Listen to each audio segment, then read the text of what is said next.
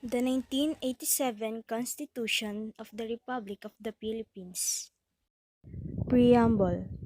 We, the sovereign Filipino people, imploring the aid of Almighty God in order to build a just and humane society and establish a government that shall embody our ideas and aspirations, promote the common good, conserve and develop our patrimony, and secure to ourselves and our posterity the blessings of independence and democracy under the rule of law and regime of truth, justice, freedom, love, equality, and peace. Do ordain and promulgate this Constitution. Article 1. National Territory. The national territory comprises the Philippine archipelago, with all the islands and waters embraced therein, and all other territories over which the Philippines has sovereignty or jurisdiction, consisting of its terrestrial, fluvial, and aerial domains, including its territorial sea, the seabed, the subsoil, the insular shelves, and other submarine areas. The waters around, between, and connecting the islands of the archipelago, regardless of their breadth and dimensions, form part of the internal waters of the Philippines. Article 2. Declaration of Principles and State Policies. Principles. Section 1. The Philippines is a democratic and republican state. Sovereignty resides in the people, and all government authority emanates from them. Section 2. The Philippines renounces war as an instrument of national policy, adopts the generally accepted principles of international law as part of the law of the land, and adheres to the policy of peace, equality, justice, freedom, cooperation, and amity with all nations. Section 3. Civilian authority is, at all times, supreme over the military. The armed forces of the Philippines is the protector of the people and the state. Its goal is to secure the sovereignty of the state and the integrity of the national territory. Section 4. The prime duty of the government is to serve and protect the people. The government may call upon the people to defend the state, and, in the fulfillment thereof, all citizens may be required, under conditions provided by law, to render personal, military, or civil service. Section 5. The maintenance of peace and order, the protection of life, liberty, and property, and promotion of the general welfare are essential for the enjoyment by all the people of the blessings of democracy. Section 6. The separation of church and state shall be inviolable. State policies. Section 7. The state shall pursue an independent foreign policy. In its relations with other states, the paramount consideration shall be national sovereignty, territorial integrity, national interest, and the right to self-determination. Section 8. The Philippines, consistent with the national interest, adopts and pursues a policy of freedom from nuclear weapons in its territory. Section 9. The state shall promote a just and dynamic social order that will ensure the prosperity and independence of the nation and free the people from poverty through policies that provide adequate social services, promote full employment, a rising standard of living, and an improved quality of life for all. Section 10. The state shall promote social justice in all phases of national development. Section 11. The state values the dignity of every human person and guarantees full respect for human rights. Section 12. The state recognizes the sanctity of family life and shall protect and strengthen the family as a basic autonomous social institution. It shall equally protect the life of the mother and the life of the unborn from conception. the natural and primary right and duty of parents in the rearing of the youth for civic efficiency and the development of moral character shall receive the support of the government. Section 13. The state recognizes the vital role of the youth in nation building and shall promote and protect their physical, moral, spiritual, intellectual, and social well-being. It shall inculcate in the youth patriotism and nationalism and encourage their involvement in public and civic affairs. Section 14. The state recognizes the role of women in nation building and shall ensure the fundamental equality before the law of women and men. Section 15. The state shall protect and promote the right to health of the people and instill health consciousness among them. Section 17. The state shall give priority to education, science and technology, arts, culture, and sports to foster patriotism and nationalism, accelerate social progress, and promote total human liberation and development. Section 18. The state affirms labor as a primary socio-economic force. It shall protect the rights of workers and promote their welfare. Section 19. The state shall develop a self-reliant and independent national economy effectively controlled by Filipinos. Section 20. The state recognizes the indispensable role of the private sector, encourages private enterprise, and provides incentives to needed investments. Section 21. The state shall promote comprehensive rural development and agrarian reform. Section 22. The state recognizes and promotes the right of indigenous cultural communities within the framework of national unity and development. Section 23. The state shall encourage non-governmental, community-based, or sectoral organizations that promote the welfare of the nation. Section 24. The state recognizes the vital role of communication and information in nation building. Section 25. The state shall ensure the autonomy of local governments. Section 26. The state shall guarantee equal access to opportunities for public service and prohibit political dynasties as may be defined by law. Section 27.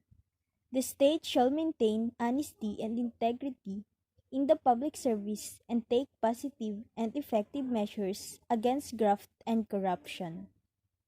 Section 28. Subject to reasonable conditions prescribed by law, the state adopts and implements a policy of full public disclosure of all its transactions involving public interests. Article 3.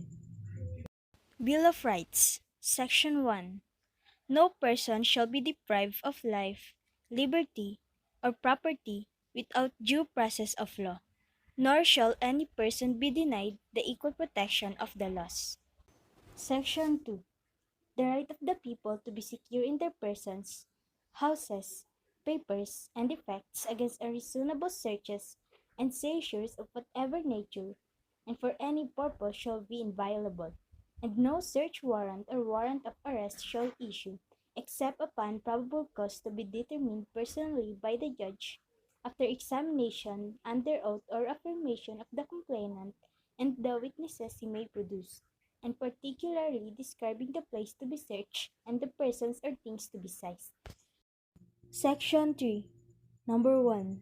The privacy of communication and correspondence shall be inviolable except upon lawful order of the court, or when public safety or order requires otherwise, as prescribed by law.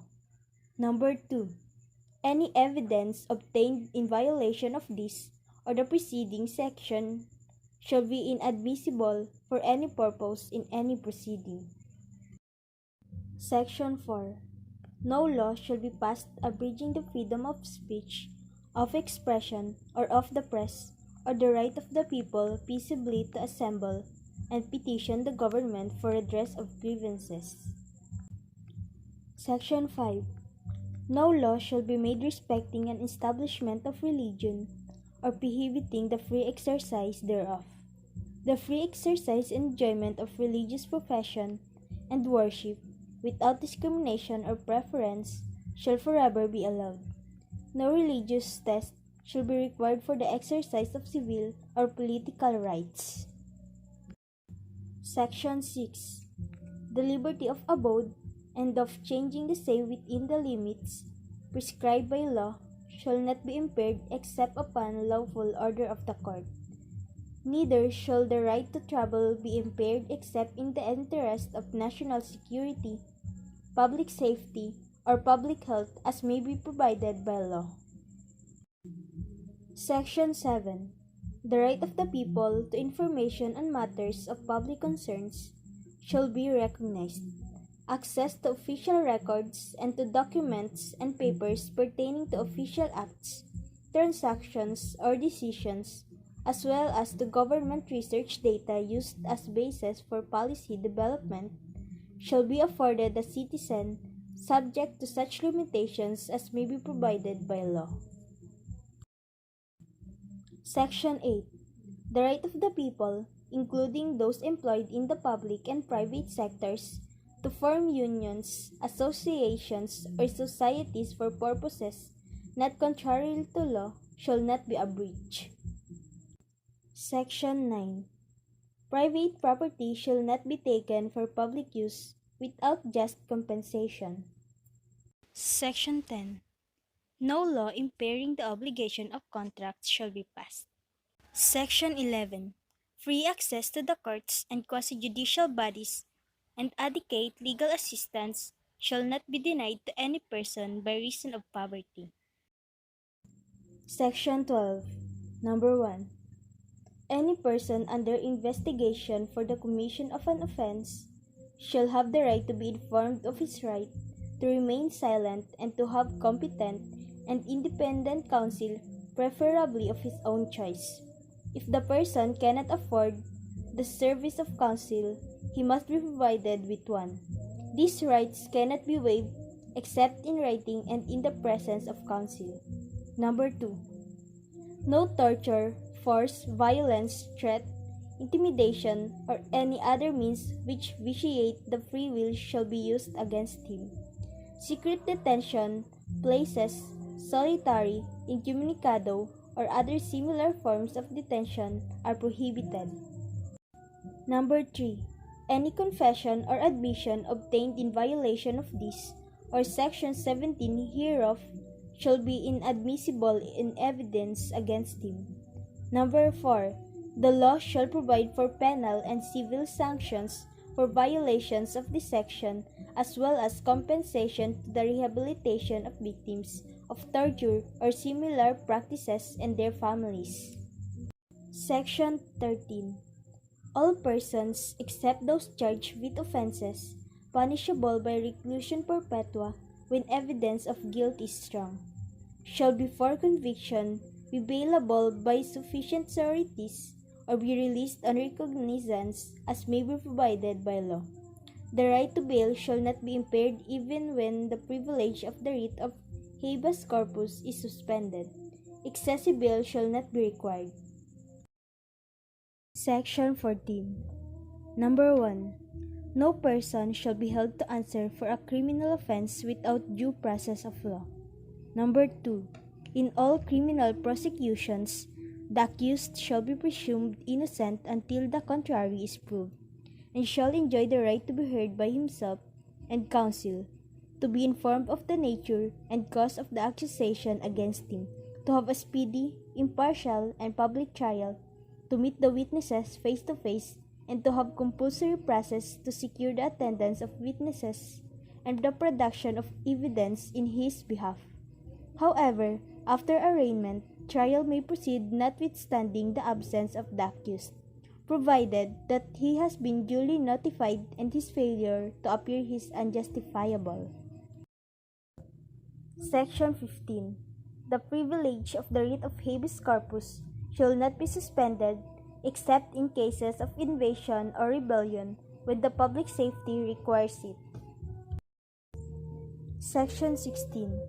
All persons shall have the right to a speedy disposition of their cases before all judicial, quasi-judicial, or administrative bodies. Section 17. No person shall be compelled to be a witness against himself. Section 18. Number 1. No person shall be detained solely by reason of his political beliefs and aspirations. Number 2.